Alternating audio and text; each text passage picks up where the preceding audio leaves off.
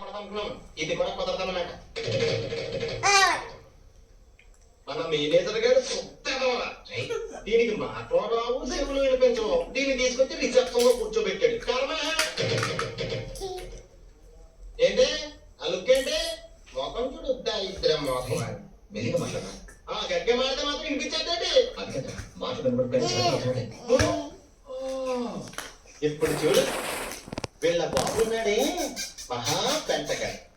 అరమ్మ ఎదవా, ఏదో ఒక రోజు ఆ కోటొట్టి గాని కొట్టుడు కొడతాను. ఇంకా దీని అమ్ముందే అమ్మోయ్, వీళ్ళ నాన్ననే మించిపోయింది. మహాముదురు ఆవిడికంటే గ్యాస్ సిలిండర్ నువ్వు చాలా ఓపెన్ మాట్లాడుతున్నావు. ఏంటా పాపం? పొద్దున్న రెండే కొడుకులు అడిగితే వీళ్ళ నాన్న చెప్తాడా? అది పాపం కదా. ఇంత అందమైన అమ్మాయికి భగవంతుడు ఎంత ద్రోహం చేశాడు. అది తెలిసి నువ్వు బాధపడాలి, కానీ ఎక్కడ వచ్చేస్తావా? అదే మీ అక్కడికి వచ్చేందుకు ఇటువంటి లోటు ఉంది. ఎవరైనా అలా చేస్తే నువ్వు చూసి ఊరుకుంటావా? తప్పురా. అబ్బో దిగొచ్చాడండి గౌతమ్ బుద్ధుడు 2004.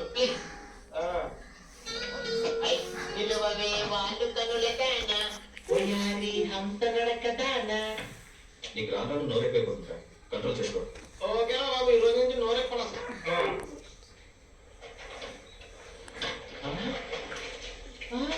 ఒరే, దీని లాస్ట్ మంత్ కదా అనుకున్నాను, అప్పుడే మాసింది ఏంటి? పంచురా. రోజు ఉతుక్కోవడమే సరిపోతుంది. కడవెత్తుకొచ్చింది కన్నె పిల్ల, అది కనపడితే చాలు నా గుండె కొల్ల.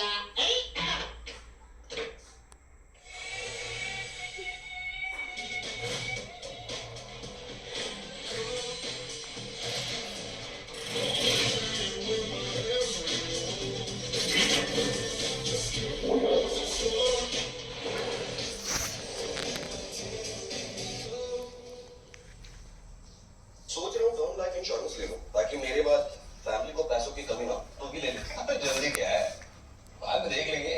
आराम से। अपने कमाल को हार्ट अटैक आ गया यार। पॉलिसी बाजार पर 0 जीएसटी के बाद 1 करोड़ का टर्म लाइफ इंश्योरेंस सिर्फ 400 रुपए महीने से शुरू। सोमशेखर को खाना बनाना उनकी नानी ने सिखाया, पर बनाने से ज्यादा उनको